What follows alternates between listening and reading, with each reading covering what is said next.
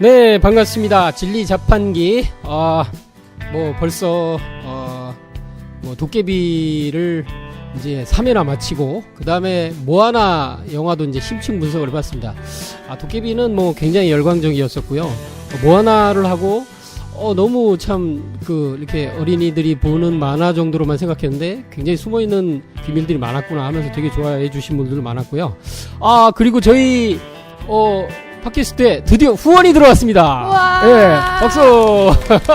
예, 뭐 1,000원씩 해주시는 분들도 있긴 하지만 저희들 음료수 값은 될 것 같습니다. 예, 뭐 이걸로 부자 될 생각은 없는데요. 하여튼 후원이 들어오는 걸로 통해서 참 많은 분들과 저희들이 소통하고 공감을 하고 있구나 이런 걸 느꼈습니다. 예. 많이 들어주세요. 예, 오늘 이야기 나눌 부분은요. 주제가 뭐 한참 뜨고 있습니다. 그래서 뭐 일본에서도 뭐 1,800만 명? 예, 맞죠? 예. 1,800만 명이 봤다고 하고 이거 뭐 굉장히 놀라운 거 아닙니까? 예. 우리나라에서 한 350만 원 봤다고 그래요. 예. 네. 그래서 너의 이름은? 예. 뭐 이름이 뭐예요? 전화번호 뭐예요? 예. 뭐 누구 노래죠? 네. 포민. 예. 예? 보미, 보미. 예, 그렇군요. 네. 예. 오늘 게스트 두 분이 계신데요. 이따 소개를 하긴 하겠지만 참 이렇게 어색해하고 계십니다. 마이크가 낯설어요. 예. 그래서 이 너의 이름은에 대해서 심층 한번 분석을 해볼까 합니다. 예, 오늘 많은 기존에 세 분 이렇게 했고요. 예, 먼저 이게 두 분을 모셨습니다. 예, 먼저 좀 소개를 듣고 나서 한번 시작을 해보도록 하겠습니다. 예. 먼저, 예, 애니메이션 덕후로 많은 분들에게 알려져 있고요. 예. 자기소개를 한번 듣겠습니다. 예. 저부터 할까요? 네. 오늘을 준비했습니다. 네. 애니메이션 덕후이고요. 혁이입니다. 혁이이고 너의 이름은을 여러분들과 함께 하게 돼서 굉장히 영광으로 생각합니다. 반갑습니다. 반갑습니다. 예, 제가 덕후라고 했지만 사실은 이제 굉장히 많은 분야의 전문가십니다. 그래가지고, 이제 차차, 이제 아마 이렇게 저희들 게스트 차원 정도로 이제 몇 번 더 할 것 같지만, 이제 하다가 이제 잘하시면, 고정이 될 수도 있나? 잘 모르겠습니다. 예. 후원이 더 들어오면은 차비 지원 해드리겠습니다. 예, 멀리, 서 오셨습니다. 예. 일본 문화 덕후죠. 전반적으로. 그 정도 해야. 네. 예, 그리고 또 한 분을 모셨습니다. 이게 아무래도 이제 저희들이 이제 최근에 애니메이션을 조금 다루다 보니까 아무래도 애니메이션 감독님을 한번 모셔야 되지 않을까 싶어서, 예. 한 분의 감독님을 모셨는데 꽤 예전에 유명하셨던 분입니다. 예. 그래서 본인 소개와 여러 가지 뭐 이렇게 자랑질을 하실런지는 모르지만 한번 스킬을 듣겠습니다. 네, 안녕하십니까. 애니메이션 감독 2를 하고 있는 초립을 쓰고 싶은 천우라고 합니다. 잘 부탁드리겠습니다.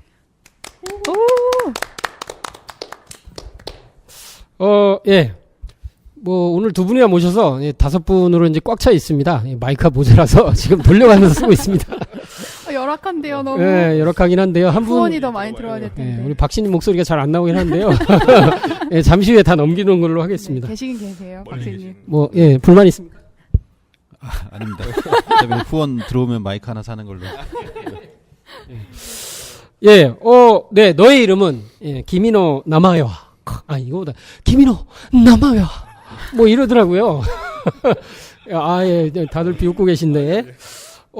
저는 이 영화를 처음에 그냥 이게 이제 제가 맨 처음에 본 거는, 초속? 5cm인가? 5cm. 예, 그걸 보고 굉장히, 너무 이제 이렇게 가슴을 졸이면서 봤어요. 예. 제가 지금 초속 5cm DVD 한정판을 가져왔습니다. 예, 보고 계시는 게 지금 DVD 한정판. 네, 그렇습니다. 예, 이제 소리로만 나가서. 필름컷이 담겨 있는데요. 필름컷 중요한데 잊어버렸어요. 예, 뭐 저희 게시판에 한번 저 사진을 직접 찍어서 올리든지 해보겠습니다. 예. 청취자분들은 지금 제대로 뭐 이렇게 지금 소리로 못 듣겠지만 지금 이제 감독님께서 리미티드 예, DVD인가요? 네, DVD입니다. 리미티드까지는 아니고요. 한 10년 정도 전에 국내에서도 이렇게 같이 초회 한정판으로 해가지고 판매가 됐던 겁니다. 우리나라에도 개봉했었나요? 정식 우리나라 개봉? 우리나라에 정식 개봉한지는 잘 모르겠어요. 한정판만 나와서 구매를 했기 때문에. 저는 아마 못 봐서. 개봉을 하면은 뭐 한 5만 10만 받든지 이럴 수도 있는데 아마 거의 이제 다른 경로로 많은 분들이 아마 봤을 것 같습니다.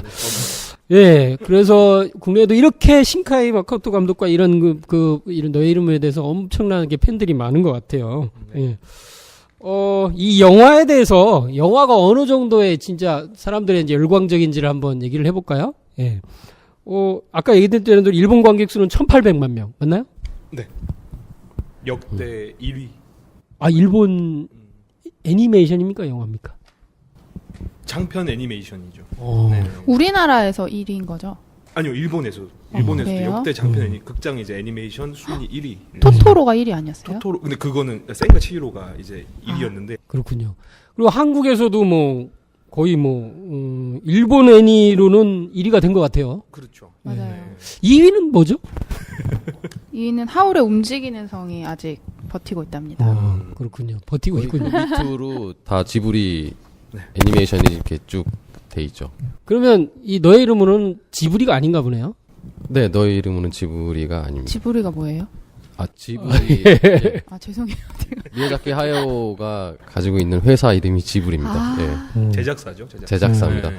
심지어 미야자키 하야오 감독이 은퇴를 했다가 네네. 이 애니메이션을 보고 다시 복귀한다는 얘기도 얼핏 들은 것 같은데. 예, 그런 썰도 돌아다니더라고요.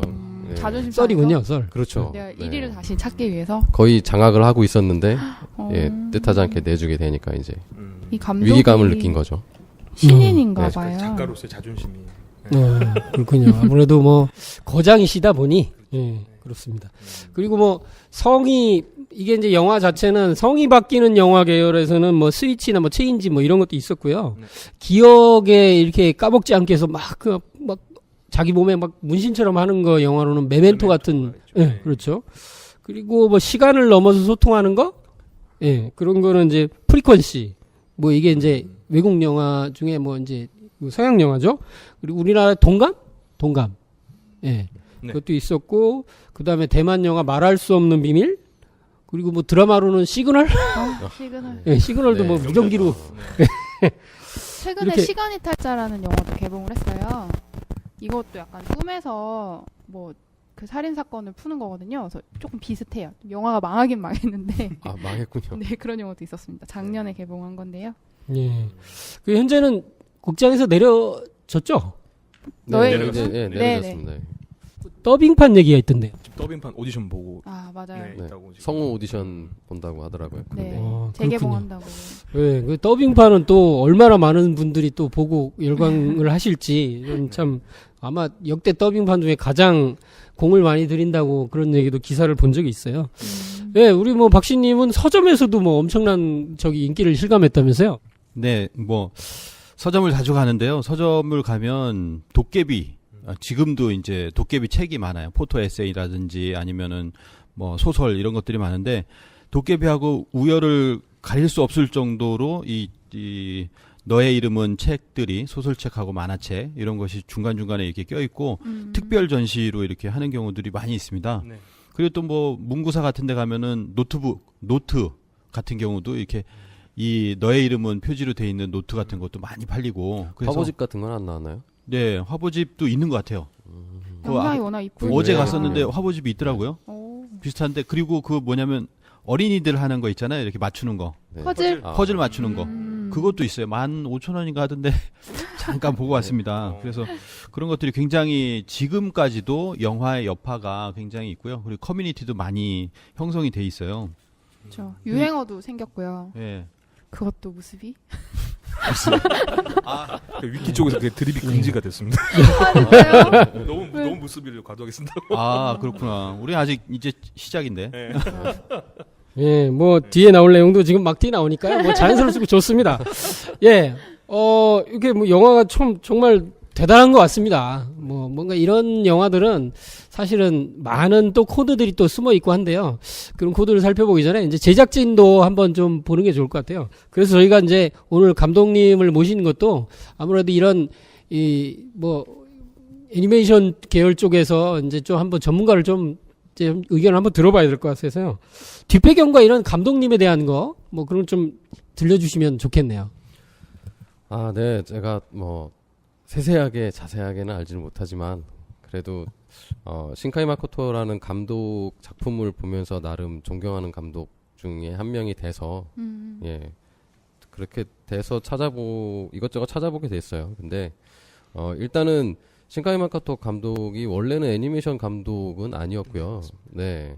국문과 졸업했던데요. 네. 그쵸, 네. 네. 그렇죠. 전공이. 그리고 이제 게임 회사에서 일반 일을 하던 말 그대로 이제 게임 회사 직원이었죠. 직원이었다가 단편 애니메이션 공모전이라든지 뭐 이런 페스티벌 이런 것들을 이렇게 참여하면서 뭐 상도 받게 되고 그리고 또 그 상으로 인해서 그림체라든지 그런 작화 방식이라든지 이런 것들이 유명해지면서 차츰 알려지기 시작했죠. 뭐 자기 분야가 원래는 이제 완전히 자기 분야는 아니었는데 이렇게 됐네요. 그렇죠. 예. 뭐 자세한 그런 내용은 뒤에 가서 좀 더 살펴볼 수 있을 것 같고요. 우선은 데뷔작이라고 할 수 있는 게 이제 그녀와 그녀의 고향이라는 단편이거든요. 예, 고양이를 되게 좋아하는 것 같더라고요. 네. 고양이 되게 많이 나오던데. 네, 고양이가 뭐 그 인터뷰할 때도 왔다 갔다 하더라고요. 그분 집사구나. 고양이. 네. 그분 고양이 작업실에 집사구나. 거의 상주하고 같이 야. 이렇게 있더라고요. 음. 되게 예쁘게 생겼습니다. 음. 그 그녀와 그녀의 고향이 이 작품이 혼자 거의 작업을 한 작품이에요. 성우 나레이션부터 시작해서 네, 모든 거를 다 작업을 하는. 우리나라에 들어왔었나요? 아, 우리나라에 들어온 건 아니고요. 단편이다 보니까 이제 네, 일본에 수상을 한 가야 거죠. 볼 수 있는. 유튜브에 있나? 네. 찾아봐야 될 겁니다. 예. 네. 그래서 그 애니메이션이 보면 말 그대로 신카이 마코토 감독은 그림을 그리는 사람이 아니었잖아요. 네, 그러다 보니까 좀 더 지금 나오는 애니메이션보다 더 정적이고 더 배경이 많고 움직임은 더 없고 뭐 이런 느낌이지만 나름대로 그런 감성적인 부분들이 굉장히 어필이 많이 됐던 것 같아요. 배경에 신경을 되게 많이 쓰는 것 같더라고요. 제가 조금 옆에 코멘트를 제가 이제 애니메이션하고 이제 게임 서브컬처 전반에 조금 관심이 많아서 이 서브컬처. 네, 서브컬처 전문 용어가. 전문 용어 서브컬처는 뭐죠? 그러니까 하층 문화라고 한 이쪽 어려운 이야기인데 하층 문화. 네, 이게 약간 이제 주류가 되는 문화의 밑에 있는 문화죠. 그러니까 이제 한마디로 일반 사람들이 좀 더 즐길 수 있는 문화를 서브컬처를 하는데요.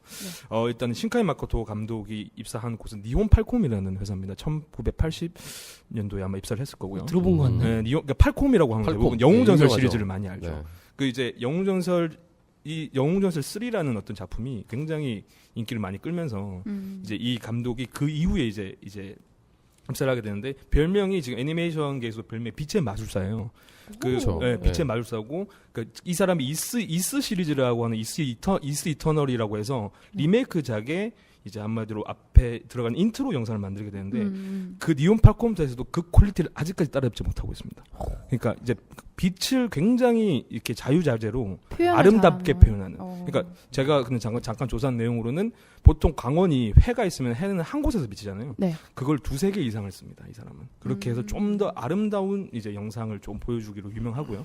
그래서 그 전에 작품도 굉장히 좀 작가주의적이죠. 이제 조금 이렇게 표현에 집중을 했다면 이번 작품은 상업성과 대중성을 둘 다 잡은 작품으로 인정을 받고 있고 그 시너지가 그냥 좋다. 상업성 정도 네. 아니고 대박. 대박이 그러니까 그러니까 자기도 뭐 전혀 예상을 못했죠. 처음에 혼자서 그래요? 작업하면서 이제 유명세를 타기 시작하면서 네네. 예, 제작진들이 붙기 시작하는 거죠. 음. 네. 그러면서 이제 혼자 작업하던 스타일이 벗어나지고 그 다음부터는 이제 상업적으로 가게 되겠죠. 혼자가 가능해요? 애니메이션이?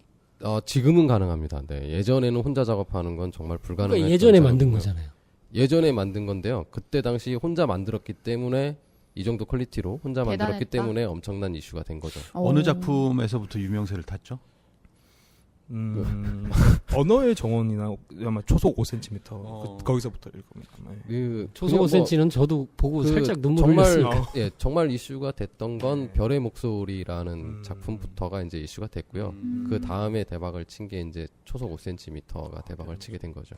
근데 우리나라에서는 진짜 이번 애니부터 이제 신카이 마코토를 알게 됐을 것 같아요. 저 같은 사람도. 맞아요, 왜냐면 저도요. 초속 5cm 우리나라 관람객 수가 38,000명이에요. 네. 그리고 언어의 정원은 66,000명. 네. 지금은 350만 명. 3회 배수. 그러니까 전혀 생각을 못했던 거죠. 이 감독도 우리나라에서 이렇게 국내에서 이렇게 히트 칠이라는 생각을 전혀 못했거든요. 일단 여기 대해서 말씀드리면 이 감독이 이 작품이 거의 흥행할 거라고 생각을 전혀 못했다. 왜냐면은 이제 이 작품을 하면서 프리 프로덕션을 하는데, 그러니까 프리 프로덕션이라는 거는 미리 사전에 이제 만드는 걸 계획을 하는 거죠. 그래서 이 만드는 제작비 보존 보험을 듭니다. 이 사람이 들었는데도 불구하고 이게 제작비보다 뭐 수백 배 이상을 벌어버리니까 뭐 자기도 정말 예상을 못했던 결과가. 뭐 실제로 지금 제작비 자체가 약 우리나라 돈으로 38억 원 정도? 그죠? 예. 약 3억 7천만 엔 정도 들어갔다고 얘기하는데요.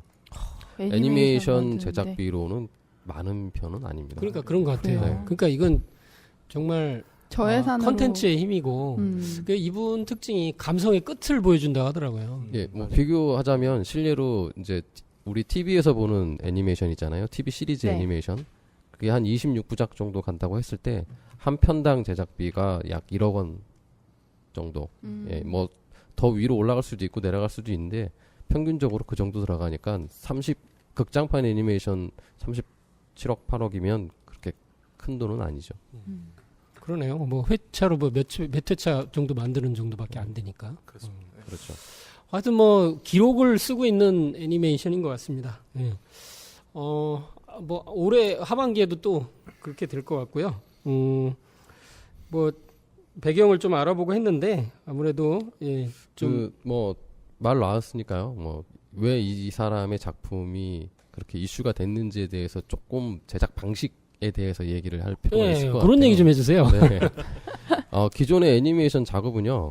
굉장히 복잡하고 또 많은 비용이 들어가고 인력도 많이 필요합니다. 수작업으로 다 그림을 그렸기 때문에 지금은 많이 디지털화가 돼가지고 이제 네. 예, 컴퓨터를 이용을 하지만 예전에는 다 수작업으로 그림을 그리니까 뭐 종이 장수만 해도 그게 다 돈이거든요. 그러니까 제작비, 인건비 이런 게 굉장히 많이 들어가는데 그때 당시 이 신카이 마코토가 사용했던 프로그램, 우리가 흔히 알고 있는 프로그램으로 작업을 혼자 극장판 퀄리티에 맞춰서 작업이 됐단 말이죠. 그래서 굉장히 그림 그리는 사람들 사이에서는 이슈가 된 경우예요. 그러니까 애니메이션 내용보다도 이 사람의 작업 방식이 완전히 이슈가 된 거죠. 어떻게 거의 이렇게 뭐 만들었냐. 불가능한 걸 했다? 그렇죠. 그러니까는 그렇게 봤을 때 이 사람이 쓴 프로그램이 우리가 누구나 지금도 쓰고 있는 포토샵. 네. 이 포토샵으로 한 거예요? 네, 포토샵. 그리고 뭐 애프터 이펙트. 아, 그리고 뭐 별의 목소리 당시에는 뭐 라이트 웨이브라는 3D 프로그램 네, 라이트 웨이브. 예. 네. 그런 것도 썼고 그때 당시 배경 사진을 촬영을 할 때 썼던 디카가 네. 한 400픽셀 정도밖에 안 되는 그런 디카. 그걸로 만들었다고요? 네. 그러니까 그런 디카로 이제 배경 사진을 촬영을 해 와서 그걸 대단하다. 가지고 이제 리터칭 기법 비슷하게 이제 배경 작업을 하게 됐는데 그런 것 때문에 그림 그리는 사람들 사이에서는 어떤 문제도 생겼었냐면 리터칭을 하는 거, 그러니까 사진을 찍어다가 그림을 리터칭을 포토샵에서 네, 네. 리터칭하는 그런 것들을 굉장히 이렇게 선호하지는 않아요. 그림 그리는 사람들은 생으로 손으로 다 그게 그림을 진짜 그림이냐 뭐 이런 그렇죠, 예. 논란이 있죠. 그러니까 그런 거 하고 뭐 그림을 갖다 놓고 트레싱 한다 뭐 이런 것도 굉장히 논란이 되는 부분 중에 하나거든요. 네. 근데 신카이 마코토가 트레싱을 했다는 건 아니고 사진을 배경을 그리다 보니까 사진을 찍어다가 그 사진을 가지고 그림을 그리는데 조금 더 면밀하게 저희가 작업 방식을 들여다 보니까 사진을 완전하게 리터칭을 하는 게 아니에요. 그러니까는 자기가 원하는 그림을 사진을 가져다가 참고를 해서 거기에서 더 나은 배경으로 그림을 그려내는 거지. 예, 사진 자체를 리터칭해가지고 쓰지는 않더라고요. 예, 저도 그렇게 봤어요. 왜냐면 그 장소를 모델 된 거를 갖다 사진하고 그 작화된 그림하고 비교했더니 틀려요. 상당히 틀려지는데 맞아요. 엄청나게 더 정밀해지죠, 사실. 예, 그래서 신카이 마코토 같은 경우는 이렇게 극장판이라든지 DVD가 한번 나오면 자기 작업 노하우라든지 포토샵 작업 화면 같은 것들을 캡처해가지고 안에 부록으로 같이 껴 넣어요. 그걸 공개를 해요. 예, 그래서 따라해 볼 테면 따라해봐. 따라오려면 따라와봐. 예, 오. 뭐 그런 해볼래? 그- 뭐 네. 이런 도발적이네. 근데 야. 따라 한 사람이 여태까지 아무도 없어요. 따라 그 정도까지 퀄리티가 나오는 사람이 그러니까 실력으로 모든 걸 그냥 잠재우네. 거의 비흡사하게 나온 중국판 짝퉁 예, 신카이 마코토 작품이 하나가 있습니다. 거의 다 베꼈어요. 네. 진짜로요? 네. 중국은 참 그런 거 잘해요. 뺏기네요 진짜. 네. 그런 거 하나 있었어요. 그래서 욕을 인터넷상에서 무지하게 먹었죠. 그래서 보면서 좀 저도 특이하다고 생각했는데 이렇게 앵글이 다른 영화나 애니메이션이랑 많이 다르더라고요. 뒤에서 찍는다든지 아래서 이렇게 밑에서 보여주는 장면이 되게 많은데 일부러 그거를 이 감독이 좀 선호한다고 하더라고요. 그게 만화로서만 보여줄 수 있는 그림이기 때문에 그렇다고. 그래서 좀 시선도 다른 것 같아요. 그 사물을 근데 뭐 캡처하는 게. 배경 특히 배경 위주로 이제 신카이 마코토는 신경을 많이 쓰니까요. 실제로 배경에서의 그런 예전에 여러분들도 미술 시간에 이렇게 배워봤겠지만 그죠? 안 배웠는데. 미술 시간에 예, 네. 하면서 배우잖아요. 지평선, 수평선 이런 거 긋고 대각선 소실점과 뭐 네, 이런 거 하잖아요. 네. 예, 그런 거를 기초로 해가지고 배경도 작가가 자기가 배경에서 얘기하고자 하는 그런 연출 구도 그리고 그런 네. 색상 이런 것들을 다 쓰기 때문에 거기에 집중적으로 임하는 거겠죠. 네. 실제로 신카이 마코토는 인물을 잘 못 그리는 걸로 해가지고 많이 욕을 먹었어요. 저도 이번에 하더라고요. 인터넷을 좀 보니까 역시 배경은 신카이 마코토. 배경은 이라고 그런 나오더라고요. 감독들이 꽤 꽤 많이 있습니다. 나왔어요. 네. 그런 일본 감독들이 좀 있어요. 그러니까 인물을 전혀 못 그리는데 뭐 메카닉을 잘 그러니까 하면 로봇을 잘 그린다든지 아니면 배경을 정말 잘 그린다든지 그런 유의 작품 이제 감독들이 있는데 한번 스토리로 승부를 하는 거죠. 결국에는. 역시 어쨌든 컨텐츠. 컨텐츠의 힘인 것 같아요. 이거는. 네. 뭐 우리나라 작가들은 이런 걸 왜 이렇게 아니 뭐 우리나라를 비하하는 건 아니지만 좀 대작들이 나왔으면 좋겠다 이런 기대감에. 네. 이번에 뭐 그게 있었어요. 뭐 그 신카이 마코토가 우리나라에서 인터뷰를 하는데 나와 함께 일하는 스태프 중에 한국 사람들이 많다라는 얘기도 했고 작화를 하는 과정에는 한국으로 외주를 준다라는 얘기도 했었거든요. 네, 뭐 그게 지금도 그렇고요. 우리도 잘 그린다는 얘기죠? 지금도 그렇고요. 예전에도 그렇고요. 거의 일본 애니메이션의 한 70% 가까이가 다 우리나라 사람들이 작업을 했습니다. 예, 실제로. 근데 저는 제가 사실 일본 잘 몰라요. 그렇게 일본 문화에 관심 있는 스타일이 아닌데 옛날부터 되게 궁금했던 건데 왜 일본은 만화가 유명한 거예요? 너무 일본을 뜬금없는 가보시면 아는데요. 그러니까 그 만화 문화 되게 발달했는데 네. 그 뭐 미국은 아예 영화를 찍는 뭐 이렇게 그 기술이 발달할 수도 있잖아요. 그렇죠. 근데 일본이 특히 만화에 집중해서 발달한 이유가 그 사람들이 유전자적으로 그림을 잘 그리는 뭐 그런 유전자가 있다고 봐야 되는 건가요? 유전자 그건 너무 우생학적으로 사실. 근데 왜 근데 그런 예, 뭐 예전 우리 네. 그 선조들이 그렸던 그림체를 비교해봐도 좀 틀려요. 그림이 일본 사람들이 그리는 그림은 조금 더 입체적이고 조금 더 색을 많이 썼고 예, 그림 자체가 조금씩 틀리긴 한데 문화 자체가 일본에서 만화 문화 자체가 활성화된 계기는 물론 일본에서 그런 산업 문화라든지 이런 것들을 발전할 수 있도록 뭐 케이블 TV가 많이 생겨났고 또 케이블 TV 자체 내에서 제작하는 애니메이션이나 이런 것들이 많아지면서 순수하게 나도 한번 제작해볼까 나도 한번 제작해볼까 이렇게 하는 것들이 많이 늘어났죠. 그러면서 아주 자연스럽게 발전이 된 것 같아요. 예, 근데 뭐 제 생각에는 제가 뭐 본 걸로는 패전 이후에 일본이 그 뭐 일본 사람들에게 희망을 줄 수 있는 게 이제 만화가 이제 많은 비중을 뒀다. 뭐 예를 들어 아톰서부터 출발한 그런 그쵸. 게 이제 그런, 희망을 네, 주고 그런 하면서 것들이 굉장히 많은 애니메이션이 아마 찾아죠. 그렇게 발달한 걸로도 전 들었어요. 좀 제가 조금 코멘트를 좀 해드리면은 이제